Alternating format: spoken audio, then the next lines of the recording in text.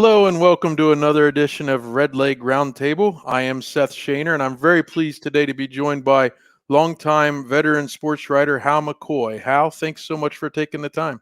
Thanks for having me on, Seth. Appreciate it. Well, it's great to talk to you. I want to run through a little bit of your background and then introduce the fact that you were such a part of covering the Reds for so many years.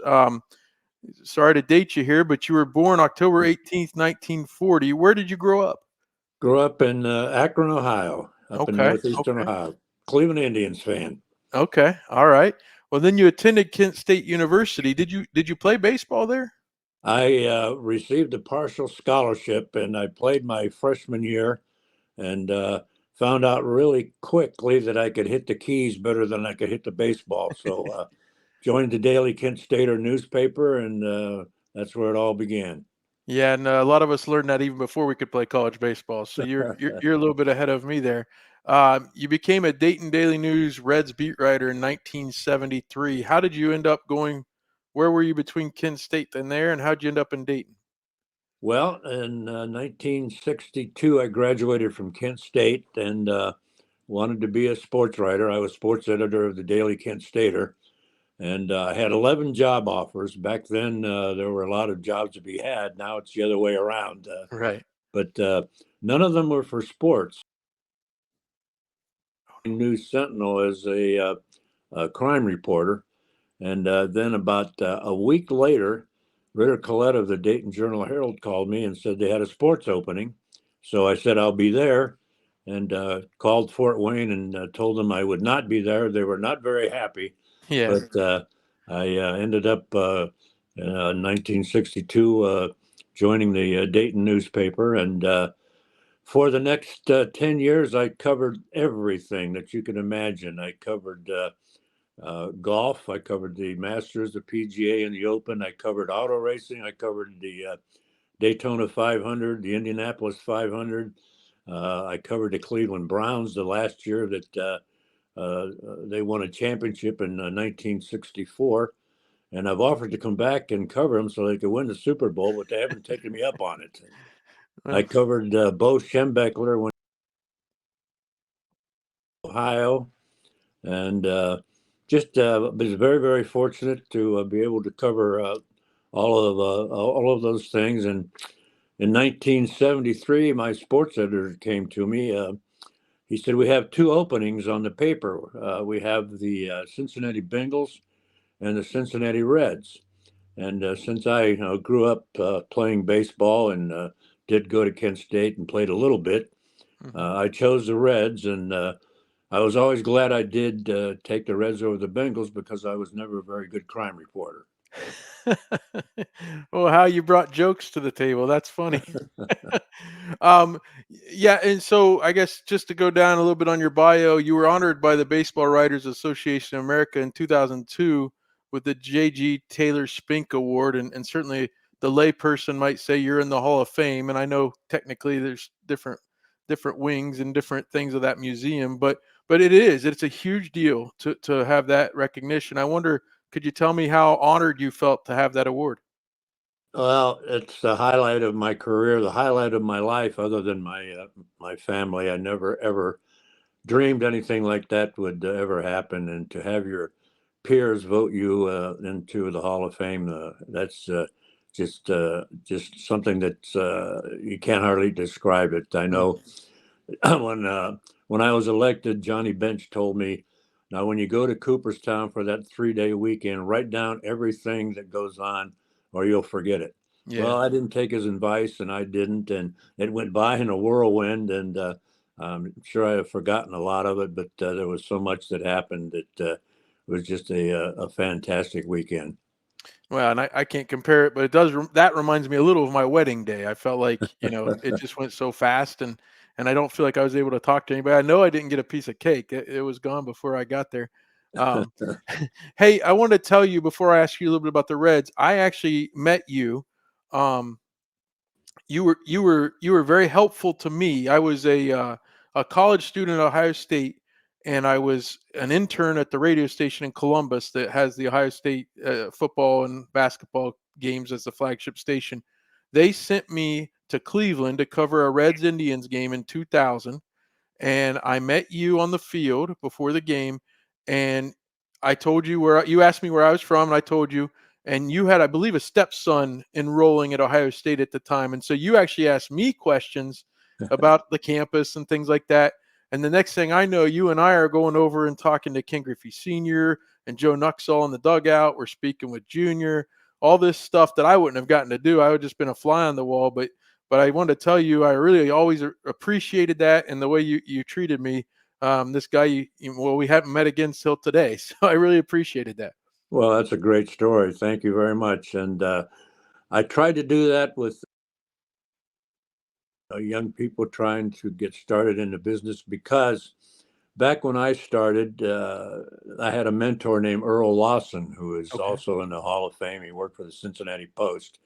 And when I started covering the Reds, he took me aside and said, "Listen, kid, follow me around, keep your mouth shut, watch what I do, listen to what I do, and I'll help you out." And I did that. I followed him for quite a while, and I got to meet people like Hank Aaron and Willie Mays and people like that who would not have time of day for me had it not been for Earl. So Right. I remembered that, and I carried it on into my career to help as many people as I could. Well, it was really neat, and actually, I got to see a side of Ken Griffey Jr. The only kind of heard about, in that particular day. Junior was trying to avoid going out to shag flies, and Senior kept telling him, get out there and catch some flies, get out in the outfield and do your warm up and all that. And Junior actually, he turned all the way around, went around the cages and back around on the other side of the infield. And here pretty soon Ken Griffey Sr. yelled at him again and told him to get out there. And here was Ken Griffey Jr. He was already 30 years old, but he was still the kid in my eyes at that point. So that was a really neat day for me, for sure. Yeah, Ken Griffey Jr. is one of my all-time favorites and still remains one of my friends. He calls me every Christmas Eve to wish me a Merry Christmas. And as you probably know, I am legally blind. Yes. And the first time I went to spring training every day, and Ken would take his batting practice, and I would watch. And my wife would always call. She was a school teacher. And at noon, she would call on her lunch break to see how I was doing. And the phone would always ring while I was by the batting cage. And Griffey was always there. And one day the phone rang. He grabbed the phone before I could answer it. He answered it. And he said, "Nadine, you can quit calling. We're taking care of him. He's fine." Oh, that's great. That is great. We'll definitely get to that because I know, as a reader of yours and even the TV and radio stories that were done at the time about how Aaron Boone reached out, I'd like to talk about that a little bit later. um, I guess tell me a little bit about, as you mentioned, I've heard of the baseball beat writer's job, and kind of like you described, where you almost have to just listen and kind of you almost get a full education, don't you, from the manager. You were probably with Sparky every day before the game. And tell me about that, but then also tell me, if you could tell me how did being a Reds beat writer evolve over the years, because I'm sure it changed during the time you were there. Yeah, I was very fortunate to get into the ground swell of the Big Red Machine. And being a beat writer, you go to the ballpark every day, get there 3 or 4 hours before game time, and you go into the manager's office and ask the questions that you need to know, and ask about injuries in the lineup and things of that nature. And then you go watch batting practice, and I always did a notebook before the game in addition to a game story, and you gathered all your notes before the game. But I was fortunate to cover the Big Red Machine, and I thought, being a young kid then, that this is how it was going to be all the time. But I found out in 1982 when they lost 101 games, I got to see the other end of the spectrum. So Right. yeah, it's a fun job, and I've done it for 50. This is my 51st year covering the Reds, and I always tell people I'm going to keep doing it until I get it right. And there you go. What was it? I guess, in as you mentioned, you kind of had some good news to share, I guess, in those first several years. But besides talking about specific events that you remember well, did you ever have a time, especially in those early days, where maybe somebody got upset with you, or I guess I know sometimes, and I guess also your paper was in Dayton, so maybe they didn't all read what you wrote as much. But what was that like on that end of it? You showed up every day, whether they were upset with you or not, right? Oh, absolutely. That you had to do that. Plus the fact I was a beat writer and I never missed a game. I didn't take any days off. I was afraid I might get Wally pipped, so Yes. I covered every game I could. And they did get to see what I wrote every day because the publicity department would print out clippings of what you wrote, and they would be available in the clubhouse. So yeah, they got to see what I saw, and I was very fortunate. Most of the time, if somebody had a beef with me, Johnny Bench was very good at that. He would be mad at me for a day and discuss it with me. Then he would be fine the next day. So Mhm. that's all you can ask is, you show up and let them have their say and hope things are okay. Well, and that's what I've always heard, and even I've covered a lot of high school sports over the years, and certainly we don't get too negative if we're writing about high school stuff, but Right. you still, if you write something that maybe is at all negative, whether it just be because of the wins and losses didn't go the school's way, you've got to be there the next time so they see you, and if they have a beef with you, they can you hear them out, I guess, and maybe you can explain yourself a little bit, but then at the end of the day, hopefully you walk away still on speaking terms. Right, right. And most of the time, the professional baseball players, as long as you don't get personal in your Mhm. criticism, they're fine with it. So they appreciate the fact that you just don't get personal. Sure, sure. Well, tell me a little bit about those first couple years. I was born in '79, so my only reference for this is reading about these events. But talk a little bit about maybe that first year you got to cover the playoffs when Pete Rose and Buddy Harrelson got in the big brawl. I don't know, were you in New York for that? Oh, absolutely. Yeah, all the years I covered the Reds, I was at all the games, home and away, and covered all the playoffs and the World Series. Covered the playoffs and the World Series even if the Reds weren't in it. But Okay. in '73, yeah, they were in it, and I was in New York, and uh, the Mets upset the Reds. The Reds were supposed to win that series, but they didn't, and Pete Rose slid hard into second base, and Buddy Harrelson knocked down Buddy Harrelson, who was a kind of a skinny guy, but he jumped up, and the fight was on, and the Shea Stadium fans went crazy, and towards the end of the game, they had to escort some of the Reds family and Oh. front office people off the field before the game ended because they were afraid something might happen. Well, seems like a very highly charged situation. And I guess what was it like? And of course, earlier a few years earlier, they had been to the World Series, and then now you fast forward a little bit. Let's go to '75, and it's like obviously Game 6 is what everybody talks about. I love when Johnny Bench talks about it and says everybody else thinks the Red Sox won the World Series after Game 6. Um, as a beat writer covering that, was it really tense around the clubhouse and with Sparky, given the fact that they really felt like they probably should have won already at that point? Yeah, well, first of all, I think Johnny Bench stole that from me because I've Okay. said that for years. Every time I give a speech, I say that probably Game 6 of the '75 World Series was the best game I ever covered. And Okay. I've covered about 7,000 games in my career. Uh, but yeah, that was very, very special. And uh, geez, what a World Series that was. But no, the Reds were pretty confident in themselves. And even after Game 6, I know Bench and Rose and Morgan were very confident they were going to win Game 7. And after Game 6, there wasn't a lot of gloom and doom in the clubhouse. They were very confident. And I think Bench even told Sparky to relax. We're going to win it for you tomorrow. Hmm. Tony Perez said the same thing. Let me ask you this: the year after you started as a beat writer, Marty Brenneman came on as the play-by-play man. I presume you're somewhere similar in age, and Marty talks, and then Marty's a little different. He's more of a team employee, that kind of thing. You Right. were a journalist through and through. What was it like for you being around the same age or just a little bit older than some of these players? Was there a social aspect to it back then at all, or was it just you were in the clubhouse and then you did your job? No, absolutely. When I started in '73, I was, about the same age, a little bit older than most of the players. And traveling with him, we at that time the Reds flew a charter airplane, and the beat writers got to go with them.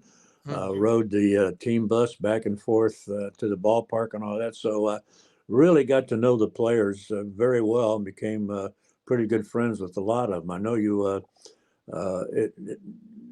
Being a professional, you're not supposed to get close to the players, but that's difficult to do when you're with them every day. You're Right. with them more than you are with your family, and you get to know them and become friends with a lot of them. But being a professional, if the time comes that you have to criticize them and point out mistakes, you got to do it. And Mhm. most of them understood that. So yeah, it was pretty much being a really close part of the party. Who were a few of the players there in those mid '70s that maybe you were really close to? Gee, Pete Rose, of course. He was friends with everybody, Mhm. and uh, pretty much all of them. Don Gullett became a very, very good friend of mine, and Mm. still lamenting the recent passing of Don, who was such a Right. great, great, great guy. But yeah, most of them pretty friendly with. Didn't have any problems with them. That's awesome. That's really good. And I've heard the same about NBA teams and even NFL teams. The coverage back then, that's just the way it was. There weren't nearly as many um, barriers, I guess, to and sure, I mean they were famous and maybe you weren't famous, but at the same time, the vast difference now in what they make money wise and that sort of thing, and just the way that things have evolved, it is a lot different. You mentioned the '82 season.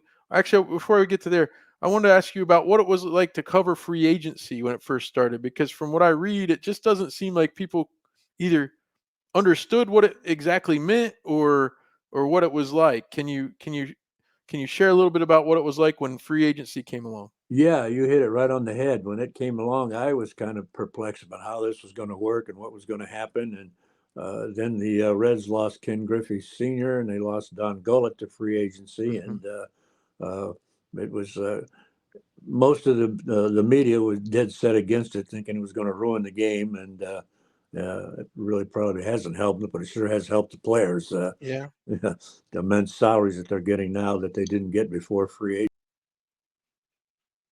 favor. Didn't help us any, but just made our job a little tougher. Well, yeah, you needed a program all of a sudden. Yes, absolutely. A scorecard to tell who they were. Yeah, you're right about that. It certainly, I guess the answer is it changed, right? I mean, baseball had been around over 100 years to this point, and it certainly made it way different. That people could actually leave their team on their own choosing without being cut or traded. Yeah, back when I was a kid, back in the old ages, you got to know your team, and it's pretty much stick together.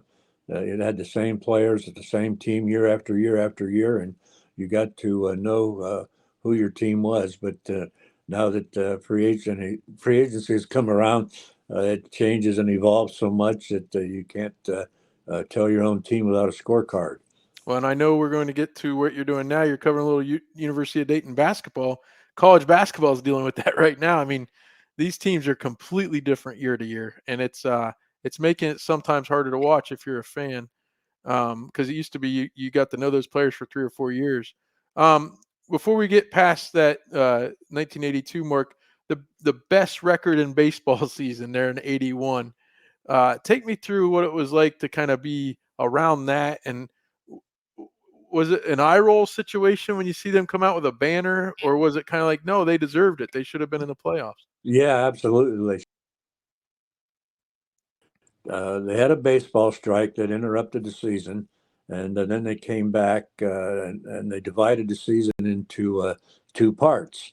And they decided that the winner of the first part before the strike would make the playoffs, and the winner of the second part would make the playoffs. Well, as it turned out, the Reds had the best record if you combine the two halves of the season, but they did not win either half. Yeah. So they didn't make the playoffs. And I'll never forget uh, when they came back after the strike, the Reds trained in Ann Arbor, Michigan, at the University of Michigan. And it was announced how they were going to do the playoffs. And I was in the lobby with John McNamara, the manager. And he found out about it at that time. he destroyed the lobby of that hotel. He knocked over a potted plant. He took all the brochures and threw them around the room. He had his Irish dander up, and I don't blame him. Well, no, I mean it certainly doesn't sound good as far as if you're a Reds fan or if you I mean they put their heart and soul into it and it was their livelihood, right? I mean, he would be remembered whether he, if he'd made the playoffs or not. That would have been a notch in his belt in his career. Yeah, absolutely. And the Reds had the best record in baseball, not just in the National League. Right. They were 66-41 or something like that, and Mhm. not make it. And that would have. You're right. McNamara would have been more well known than he was. Sure, absolutely. Absolutely. We mentioned how guys left, but actually Pete Rose, he left and came back. Marge went and got him back. Um, you know, Most anybody who's a Reds fan, especially, I mean, that was about the time I started paying attention. But people know about the hit. But what was it like to cover that? I had Steve Physiok on a previous episode, and he talked about actually he got married, but WLWT told him he couldn't go on his honeymoon until after Pete got the hit. So that was a funny story to me. But what was it like from your perspective to cover it? Oh, it was fantastic because of Pete's personality and the way that he handled the media. They had press conferences all along the way as he got closer and closer to Ty Cobb, and it just absolutely amazed me that every press conference he would come up with a different story, and they would be great stories. And he really embraced it and made the job of the media very, very easy. It was just a fun thing to watch him accomplish what he did. When you mentioned that, because I remember when McGuire and Sosa had the big home run chase in '98, and McGuire was so reluctant to be in the spotlight, so to speak. And I remember he did those press conferences, but I don't know that he was like Pete in that way. No, Um, not even close. When the Reds played the Cardinals, they would bring him in for those interviews, and it would be yes and no and yes yeah. and no, and that's about it. But Pete would go on and on and on, and it was great. If you were to use some of your words that you put together from the English language as a writer, how would you describe Pete? Because certainly for a later generations, it's basically not the most positive because of the things that have happened. But Right.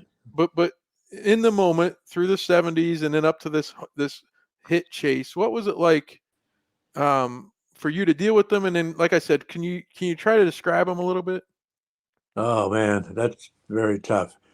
If whoever invented baseball, Abner Doubleday or Andrew Cartwright or Tony La Russa or whoever it was, the game was designed for Pete Rose. I Uh huh. mean, every facet of the game, the way he played the game, he was uh, just an unbelievable performer and just embraced the game so much that it's really hard to put any kind of words other than he was just such a great ball player and such a great hitter, and uh, it was his entire life. I mean, Hmm. it was like he said he would walk through hell in a gasoline suit to play baseball, and That's right.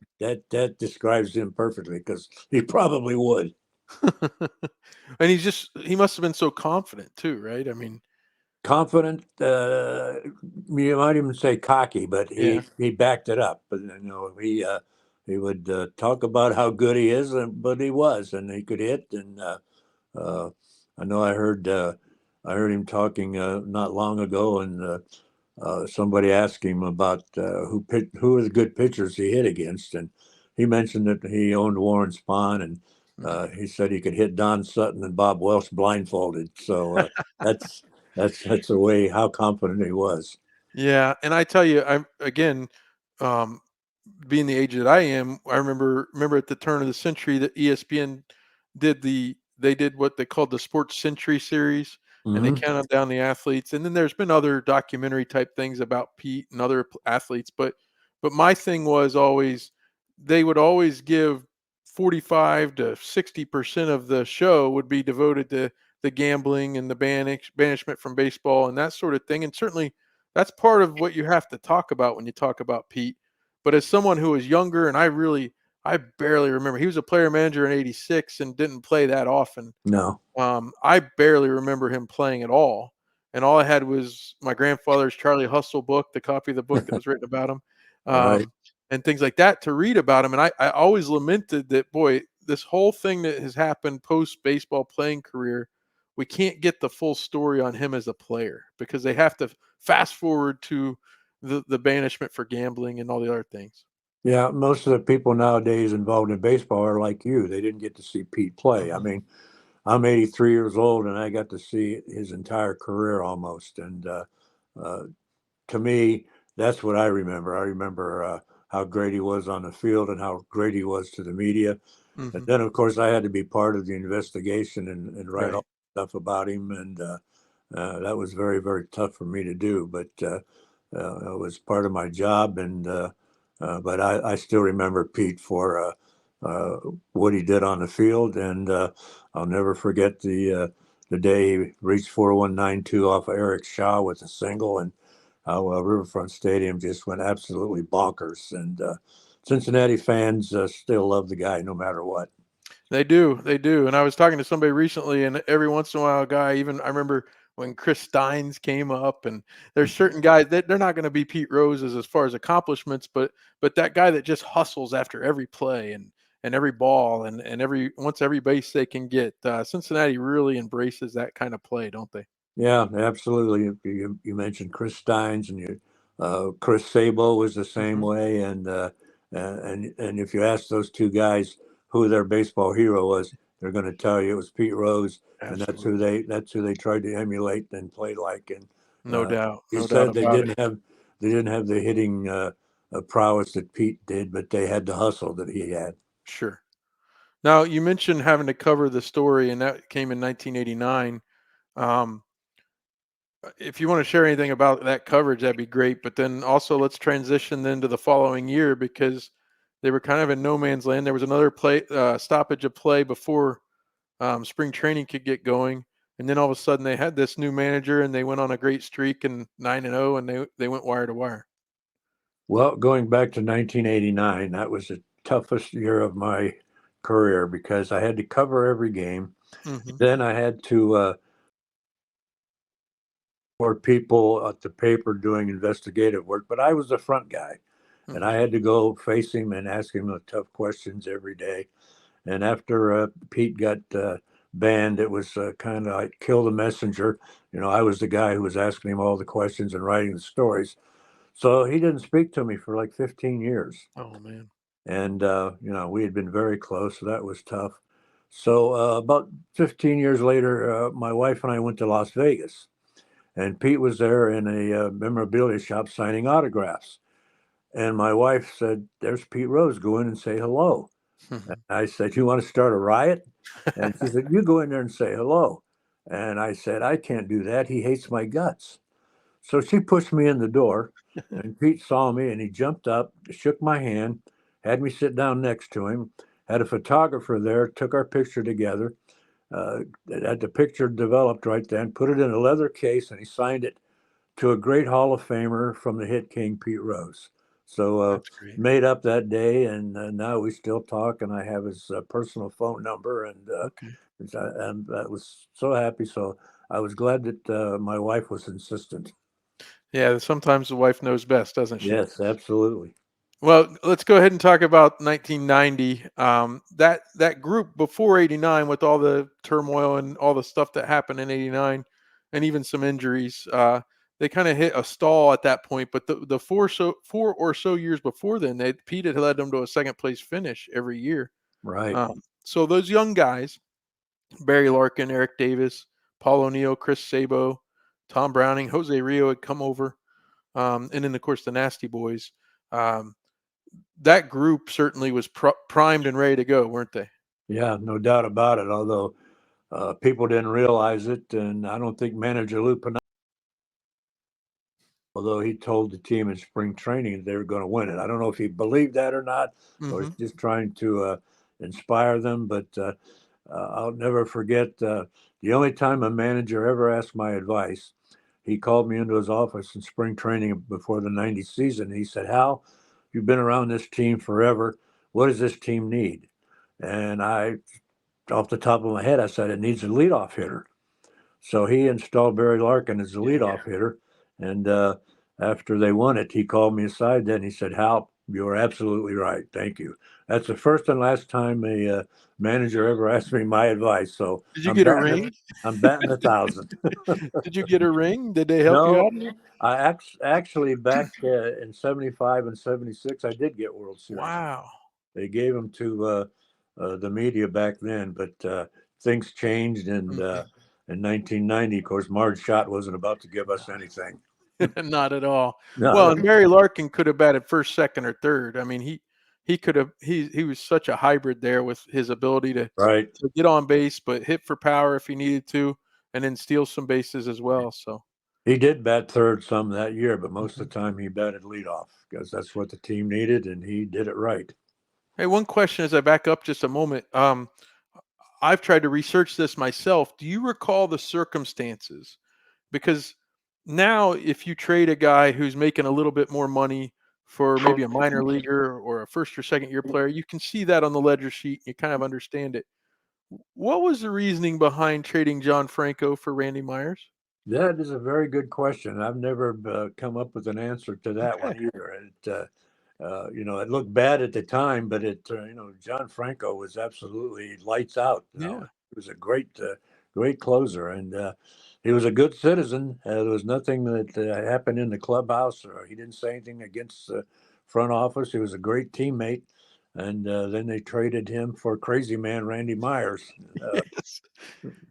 Well, and you think about it, I think John might have been making a little bit more money, but they're both lefties, and they're. I mean, it was almost trading for the same, not the same person, certainly, as you've already mentioned. Randy Myers, the talk of all the grenades and the knives and the different Yeah. things in the clubhouse. Certainly, he had a little bit different aura about him. Of course, Franco got to go home to New York, so I don't know if that was part of it or not. But I wouldn't think they would make that trade just to help John out, So No, not when they were, putting together the team that they were putting together. I thought that he would be a big part of it. So, Mhm. uh, do not know why that happened. Okay, well, you're as good as anybody to ask. So I'm glad that I'm just not missing something when I've tried to research it online and things like that. Um, who called them the Nasty Boys first? Was that you? No, that was not me. That was, I think that came among themselves. Okay. I think Randy Myers Yeah, said, we're just nasty, and it stuck. It sure stuck. did, sure did. And certainly, I guess I don't know if it would have been much different with Franco in the mix instead of him, but it did seem like they were such a unit, the three of them. And I know Norm Charlton started some games that year because of injury. Right. But my goodness, and then you talk about I think the Royals in 2015 and some of these other teams that have gone on to do really well. Even the '96 Yankees with Wetland and Rivera. I mean, you go back to that Reds bullpen, and they really kind of set a tone for sixth inning and on. We've got this game. Exactly right. Then it didn't matter which one. I mean, they all three were interchangeable. Uh, Hmm. all three of them could close. All three of them could come in the seventh inning or eighth inning, whatever the situation was. That Lou saw the matchups. They had any of those three could do the job, and they did it. I have a memory of being out in my dad's garage in the garage where I grew up, and it's the ninth inning. The transistor radio's on, and and Myers, it's a one-run lead or something like that, and he walks the bases loaded, or he gets second and third and nobody out, or something like that. And I'll never forget Marty Brenneman calling him a thrill a minute. He said he was a thrill a minute. Yeah, Um, all three of those guys were certifiably nuts, and believe it or not, I think Norm Charlton was the worst, and he was the smartest, and he had a right. triple major out of Rice University, but he was the instigator. He would start the trouble, and then Myers and Dibble would be the ones that would get in trouble. My dad took me over. My mom and dad took me over to Athens, Ohio, at one point. Probably, I don't know if it would have been between the '90 and '91 seasons or when it would have been, but Rob Dibble was there signing autographs at like a card show, and I waited in line, and it was he and his agent, I assume, the guy with them, and he kept asking every kid after they'd already gotten there, "Hey, what's your name?" And then he'd write their name. and I must have thought, well, I'll get it out of the way right away, and that way we can chat for a second. And I said, Seth, I'm Seth, and I slid the card over, and he looked at his agent, and they just laughed at me.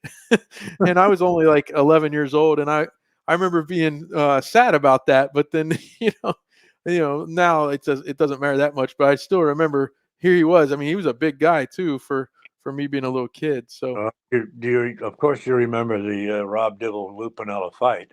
yes, yes. I started that. Okay, tell me about it. One night, Dibble didn't pitch when the situation would have called to use Dibble tonight, and he said, "Well, before the game, Rob told me he had a little twinge in his elbow, so I didn't use him." Hmm. So I went out to Dibble and I said, "What's wrong with your elbow?" And he said, "What do you mean?" I said, "Well, your manager just told me that you didn't pitch tonight because you had a twinge in your elbow." And Dibble said, "Well, the manager's a liar."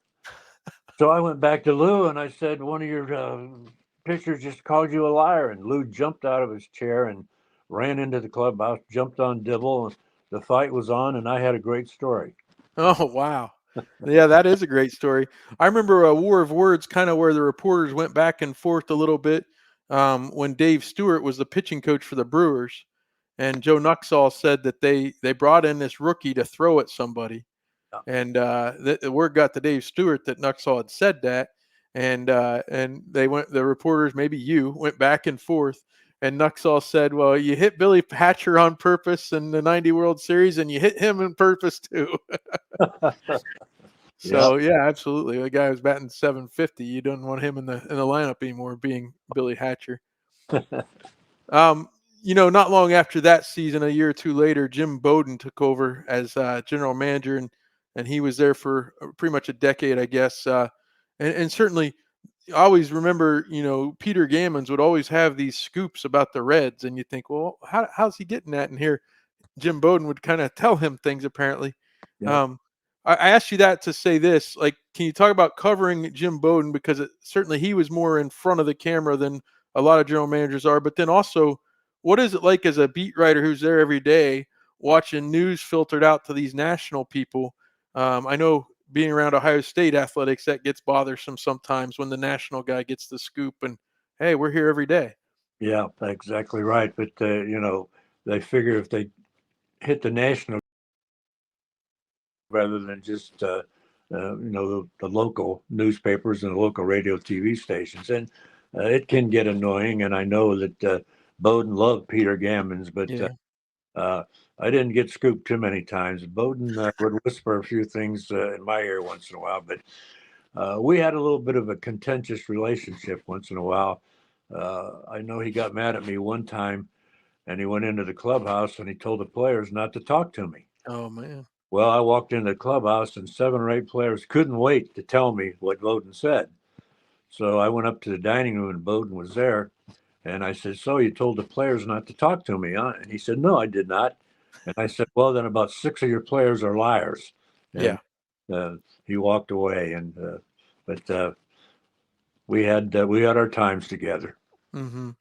Did you ever think? I remember in '02, the story was that he had trades in place for both Scott Rowland and Bartolo Colon, and then ownership wouldn't approve the money and things like that.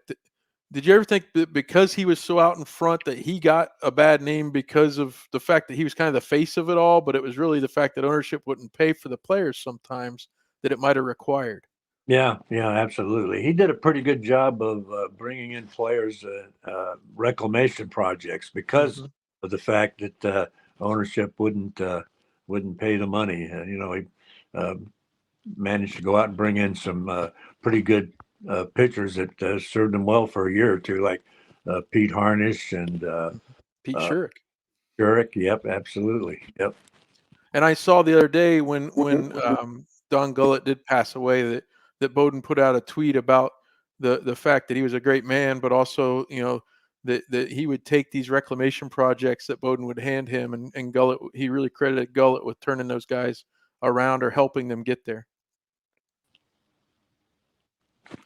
So let's go ahead and move along then. That improbable 1999 season. I know again, it's partially my age. I mean, I was at the 1995 NLCS as a fan, as a high school student. 1990, I always remember, but I was only 11. But that 1999 season, being a college student at Ohio State, having a roommate whose family had season tickets, and just getting down I-71 as much as possible to watch that team play. That's, for now anyway, the favorite team I ever was following day to day. Yeah. Sean Casey and those guys. And it went right down to the final day of the season. We were in Milwaukee, and they had to win that game to set up the playoff with the Mets on Monday, but on the Sunday, and it rained all day. Yeah. It took us 7 hours to get that game in, and I think I set a record for consuming Milwaukee bratwurst in the press box. They won that game, and unfortunately, they used up all their pitching, and they didn't have any pitching, and That's right. they got shut out 5-0 by Al Leiter, I believe it was. It was. Yeah, so that was a big disappointment, but that was a very, very fun season, 1999. Good team. I asked if you coined the phrase "nasty boys." You did coin the phrase "the big road machine." They won 52 games that year on the road. They do games on the road, and I did call them the big road machine. Absolutely. That was a fun year. And I talked to Eddie Taubensee a few weeks ago, and Eddie Taubensee lamented the fact that obviously Sean Casey was stuck on 99 RBI, and they thought, even against a lefty like Al Leiter, I know he was hopeful with that extra game to maybe get over that 100 mark, and certainly that would have been secondary to winning the game. But yeah, that would have been nice. It's always nice to have that 100 on your resume rather than 99. It's only 100 more RBI, but it makes I know it makes a difference. Those round numbers. Okay, I guess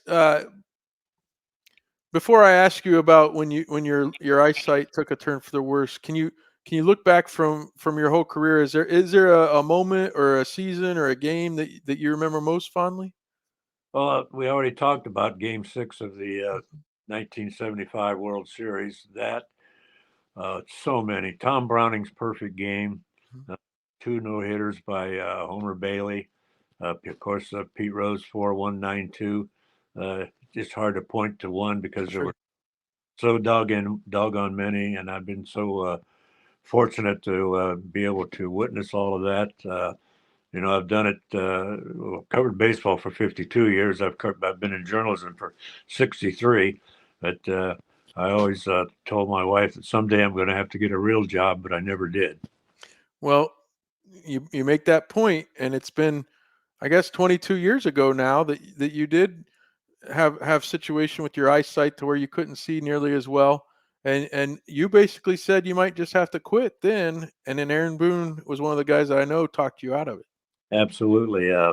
Happened in 2002. We were in St. Louis, and it was the last day of a road trip, and I felt a little something in my right eye. And, I thought you could wipe it out like you do when you feel something in your eye, but it didn't go away. So I got home, and it was still there. So my wife took me to the eye doctor, who is usually he's a big baseball fan, and he would always talk to me about baseball, and we would laugh and have a good time. Well, he examined my eye, and he got real quiet. So something was wrong.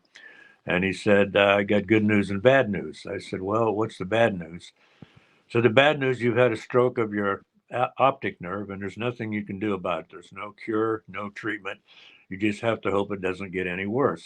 And I said, well, what's the good news? It only happens in both eyes to 15% of the people. And I said, well, that's pretty good odds. And my left eye took over. I didn't really realize I couldn't see much out of my right eye. I still played tennis every day and drove a car. But about a year later, just before spring training, I got up one morning and I said to my wife, well, we've just become the big 15%er. I can't see. Everything's dark and fuzzy. And so I told my sports editor, Frank Corso was his name, that I was going to have to quit, that I can't see, I can't cover baseball anymore. So he said, you're going to go to spring training and give it a try. And I said, well, okay. So I went to spring training, and I took my bags to the condo where I was going to stay. And I said, well, let's get this over. took a cab to the ballpark, and I walked into Ed Smith Stadium in Sarasota, Florida. I walked into the clubhouse, stood by the door, and I looked around in the clubhouse, and everything was dark and fuzzy, and I couldn't make out faces of the players that I've known for years. And Aaron Boone was the third baseman for the Reds at the time, and I guess he saw my consternation and got up and came over and said, "What's wrong with you?" And I told him what had happened. I said, "You're probably seeing me for the last time. I can't do this." Well, he grabbed me by the arm and said, "You go sit down." So I went and sat down at his locker, and he said, "I don't ever want to hear you say the word quit again. You're too good at your job. Every guy in this clubhouse will help you out." And he turned me around that day. I would have quit, but I kept going, and I'm still doing it. And of course, Aaron made me pay. He told people that he would catch me talking to a Coke machine. Probably right. But anyway, Hall of Fame votes are sacred, and I don't get frivolous with mine. But when Aaron Boone's name was on the ballot, he got one vote, and Okay. you know who that was, because Absolutely, for good reason. he is a Hall of Fame person. Now, again, we talked earlier about how in the 70s, with you being around their same age and things just being different, that you would be more friendly or be with them maybe after games and things like that. By 2002 and 3, you were not. This is a different era, and here's Aaron Boone, who famously, his father would lose his job, and then he would be traded in the summer of 2003. But here he was stepping up to help you, and certainly that meant probably a lot more than if he was, if you guys were best friends or something like that. Obviously. No doubt about it. I mean, all I did was cover him. Hmm. Back in the 70s, the clubhouse was open. You could go in there anytime and talk to the players at any time. And as I said, you travel with them and things of that nature. But by that time, you got about an hour in the clubhouse before the game, and then you had to get out. You couldn't get in there until they let you in, and you didn't travel with the team. So the only time you saw them was when they played the game, and about an hour before and a half an hour after the game. So you didn't really create close relationships. So Hmm. for him to do that, that meant a whole lot. Yes. I will tell you, I was just reminded that that day I told you about in the year 2000 that I came to Cleveland to cover the game. The Reds won that game in extra innings. Griffey hit a double off the wall to tie it, and Boone either hit a home run or a triple or something like that to knock in the winning run. And then, of course, they closed it out. And I went into the Reds clubhouse in the post game. And the interesting thing was, and this is 2000, this wasn't further along, but um, people would try to go up to Ken Griffey Jr. and talk to him, and it was getaway day. It was Sunday, and he said, "No, I don't want to talk. I don't want to talk." But you came in and you walked up to him, and he stood up, and then we all whooshed in. He was willing to talk to you. He knew you from growing up, I'm sure. But that was the kind of respect he had for you, because he had kind of swatted away the other folks, and this was a game that they had won, and he had had a big hand in winning. Well, I was very close to his father, of course. Hmm. Uh, Ken Griffey and George Foster were bosom buddies, and I got to know them very well, and they both trusted me a lot. And I remember that the night that they had the press interview when Ken Griffey Jr. was traded to the Reds, we were in the room doing the interview, and I raised my hand, and before he could say anything, he looked at me and he said, "I trust you because my father said you're all right." Yeah. So that helped a lot. That sure did. That sure did. And that certainly, it was evidence there. I was I guess a 21 or 2-year old guy, not even in the business yet. So that was definitely, I knew he had reverence for you. So that was really neat. Well, Yes. okay. So now, I know you are writing for Press Pros magazine, and you're covering the University of Dayton men's basketball. Tell me a little bit about that, and kind of getting back not just covering Reds baseball anymore. You're doing a little bit of college basketball as well. Yeah, that's probably heresy to say, but I really, really enjoy covering college basketball and those kids. Well, first of all, before I covered the Reds, when I mentioned everything that I covered before, my beat before I covered the Reds was the University of Dayton basketball back in the late. Okay. And covered some good University of Dayton teams at that time. But now that I'm getting back in it and covering all the home games and the awesomeness of the UD Arena and the fans, and 13,400 people every night. And this team is really, really good. They're 21-4. And what I like most about this team is the kids are all so good, so great. Mm-hmm. They are so polite, nice kids. It's yes, sir, no, sir, thank you, sir, every one of them, which I guess goes back to Coach Anthony Grant Right. and the type of players that he recruits. But I just enjoy covering college basketball so much. I played basketball in high school in addition to baseball, and I love the sport. It is a good sport. I'm still a Buckeye, so we're having a bit of a topsy-turvy season so far with the firing of a coach and that sort of thing. But Sunday was good. They beat Purdue, so that was neat. Awesome game. That was a good game. Well, Hal, thanks so much for all your time today. I really appreciate it. I thank you so much for what you've done. I mean, again, when when I was in college, that was the first time I was, late '90s. It was the first time I was able to be online every day or whatever, and I had multiple stops every morning when I got up. The Dayton Daily News website, the Inquirer website, and then later on in the day, the Cincinnati Post website. And you were the first one I read every day. So I really appreciate all you did for Reds fans everywhere and the coverage you gave us all. Well, thank you for the kind words. I appreciate that, and thanks for having me on. I enjoyed it. All right. Thanks so much. We're going to get out of here on that. And thanks for tuning in to Redleg Roundtable.